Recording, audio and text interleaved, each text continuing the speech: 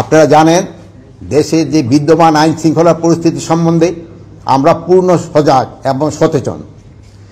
আপনারা জানেন যে আওয়ামী দোসররা তারা দেশকে অস্থিতিশীল করার জন্য সব ধরনের চেষ্টা করতেছে।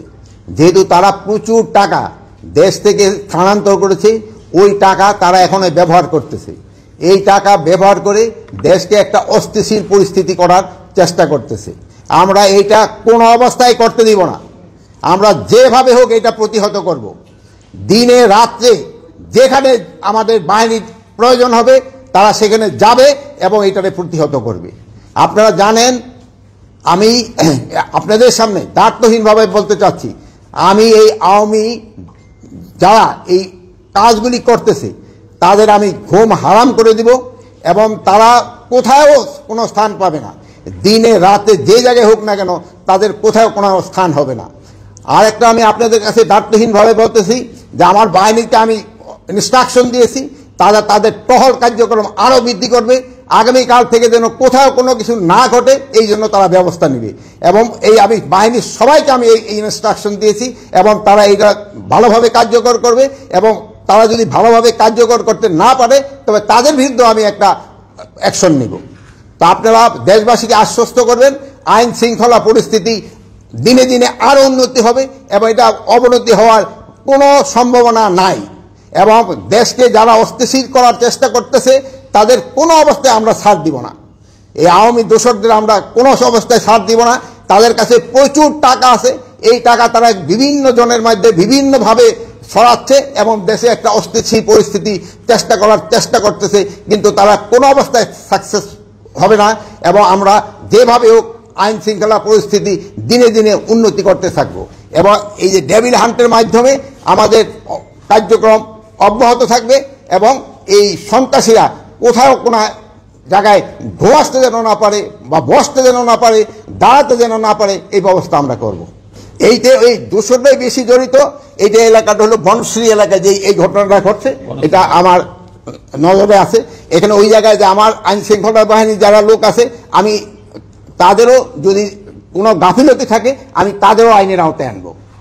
এই আমার এই পদত্যাগের ব্যাপারে আজকে তো প্রথম না, মানে তারা আমার যেই কারণে পদত্যাগ করতে বলে ওই কারণগুলি যদি আমি উন্নতি করে দিতে পারি তো তার কোনো পদত্যাগের প্রশ্ন না। তারা চাচ্ছে আইন শৃঙ্খলা পরিস্থিতি উন্নতি। আমি আইন শৃঙ্খলা পরিস্থিতি যেন উন্নতি হয় আমি এই ব্যবস্থা করতেছি এবং এই আইন শৃঙ্খলা পরিস্থিতি আগের থেকে অনেক উন্নতি হয়েছে এবং এটা আরও উন্নতি হতে থাকবে। আপনি গ্রেপ্তার কিন্তু করা হচ্ছে, বা যে পরিমাণ গ্রেপ্তার করা উচিত হয়তো সেই পরিমাণ হয়তো হচ্ছে না। যেমন ধরেন এই বাসে ডাকাতির জন্য কিন্তু অলরেডি 3 জনকে কিন্তু সাভার থেকে গ্রেপ্তার করা হয়েছে, গ্রেপ্তার হচ্ছে এবং গ্রেপ্তার এটা চলতে থাকবে। ম্যাজিস্ট্রেরি পাওয়ার তাদের যে যে ক্ষেত্রে দেওয়া হয়েছে ওটা ঠিকভাবেই কাজ চলতেছে। এই যে দেখেন সেনাবাহিনীর অফিসারও কিন্তু এখানে আছে, তারাও কাজ করে যাচ্ছে, তারাও কাজ করছে, সবাই কাজ করতেছে দেখেই কিন্তু আমরা একটু আগের থেকে পরিস্থিতি একটু ভালোর দিকে গেছে।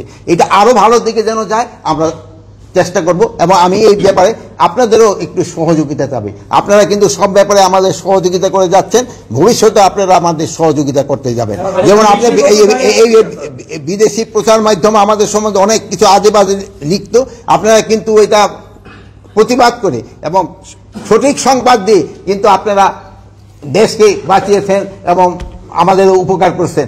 আপনারা ভবিষ্যতে এটাও করে যাবেন আমি আশা করি। ডেভিল হান্টের আওতায় সন্ত্রাসীদের গ্রেপ্তার করা হচ্ছে, যারা সন্ত্রাসী, যারা সন্ত্রাস কর্মকাণ্ডের সাথে জড়িত তাদেরই গ্রেপ্তার করা হচ্ছে। এখন এই যে দু একটা ঘটনা ঘটছে এটা যেন কোনো একটা ঘটনা যেন না ঘটে এই জন্য আমরা ব্যবস্থা নেব। মা বোনদের ভয়ের কোনো কারণ নেই, তাদের ব্যাপারে আমরা সবসময় কনসার্ন এবং তাদের কোনো ধরনের যেন কোনো রকমের সমস্যা করতে না হয় এরপরে আমরা সবসময় সজাগ আছি এবং আইন শৃঙ্খলা বাহিনীও এই ব্যাপারে সবসময় সজাগ আছে। আইন শৃঙ্খলা বাহিনী আমি যে অবস্থায় নিয়েছিলাম ওই অবস্থার থেকে কি সক্রিয় হয়েছে কি হয় নাই এ ব্যাপারে আপনারা আমার থেকে আরও ভালো বলতে পারবেন। আমি কি অবস্থায় আইন শৃঙ্খলা বাহিনী ঢুকতে নিয়েছিলাম এটা জানেন। যে সময় আমি ঢুকতে পারিনি আইন শৃঙ্খলা বাহিনীর কাছে, আপনার পুলিশের অবস্থা কী ছিল, আনসারের অবস্থা কী ছিল, ওই অবস্থার থেকে কি উন্নতি হয়েছে কি হয়েছে না এই ব্যাপারে আমি আপনাদের উপরে এই বিচার ছেড়ে দিলাম। আর আমি এখন আবার বলতেছি আমি আপনাদের নিয়ে, জনগণকে নিয়ে যেভাবে হোক আইন শৃঙ্খলার পরিস্থিতি উন্নতি হইতেই হবে এবং আল্লাহ দিলে আমরা করতে পারবো।